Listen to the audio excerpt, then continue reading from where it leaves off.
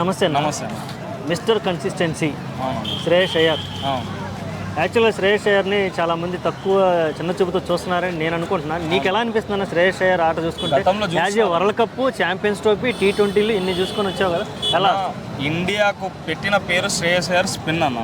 నువ్వు ఏ బ్యాటింగ్ అంటే నువ్వు అవతలకి ఎంత పెద్ద స్పిన్ బౌలింగ్ అటాక్ ఉన్నా సరే మన ఇండియాని ముందంజన ఉండి నడిపించి మ్యాచ్ని గెలిపించి లాస్ట్ వరకు తీసుకుపోవడం అంటే స్పిన్నర్ని అటాక్ చేయడం అంటే శ్రేయస్ అయ్యర్ని మించిన ప్లేయర్ మాత్రం మన ఇండియా బ్యాటింగ్ లైనప్లో ఎవరు లేరు.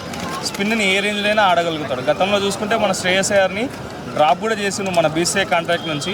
అది పొరపాటు చేసినా వాళ్ళు రియలైజ్ అయినందుకే మన T20 వరల్డ్ కప్ కానీ, మన ODI ఛాంపియన్స్ ట్రోఫీ కానీ, ODI వరల్డ్ కప్ కానీ శ్రేయస్ అయ్యర్ని మళ్ళీ ఎన్నికి తీసుకొని వచ్చి స్పిన్ పిచ్లలో బాగా ఆడతాడు అనేసి తన పైన ట్రస్ట్ చేసుకొని నమ్మి తీసుకొని వచ్చిండ్రు. కానీ బిగ్గెస్ట్ పొరపాటు ఇప్పుడు IPL టీం మాత్రం KKR చేసిందన్న. ఎందుకంటే గతంలో మనకి శ్రేయస్ అయ్యర్ నాయకత్వంలో వాళ్ళకి ట్రోఫీ వచ్చింది కదా, ఇప్పుడు వాళ్ళు వదులుకొని తప్పైతే చేస్తుండ్రు. ఎందుకంటే ఇప్పుడు పంజాబ్ టాప్ 2లో ఒక టీం ఉంది, అదే మన KKR 6th 5th 7thలోనే ఉంది. అది తప్పే ఖచ్చితంగా. నా శ్రేయస్ అయ్యర్ మాత్రం స్పిన్ అటాక్కి మ్యాచ్ని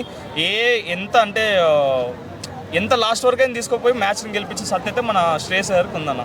ఓకే, అతని రికార్డ్స్ కనుక చూసుకుంటే ప్రతి మ్యాచ్లోనే యావరేజ్ వస్తుంది. అవునవును. అది కేవలం స్పిన్లోనే ఆడుతున్నాడు అని ఎందుకు ఇట్లా అతనికి ఒక స్టాంప్ ఎందుకు వేస్తున్నారు? ఫుల్ షాట్లు బాగానే ఆడుతున్నాడు, ఫాస్ట్ బౌలింగ్ని ఆడుతున్నాడు అంటే ఒక వర్గం కావాలని ఒక అంటగడుతుందా, లేదంటే అదే మనకి నేర్పిస్తుందా? లేదు మీరు ఇలాగే చూడండి శ్రేయస్ అయ్యర్ని ఇలా నేర్పిస్తుంది. దీన్ని ఎలా? తనకి ఒకటి షార్ట్ బాల్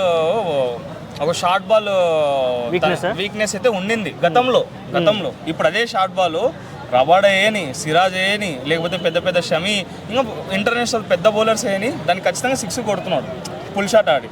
తను ఓవర్కమ్ చేస్తున్నప్పుడు అంటే ఉంటారు కదా, ఇప్పుడు మంచి ప్లేయర్కి ఇప్పుడు గొప్ప టెండూల్కర్కి హేటర్స్ ఉన్నారు, విరాట్ కోహ్లీకి హేటర్స్ ఉన్నారు.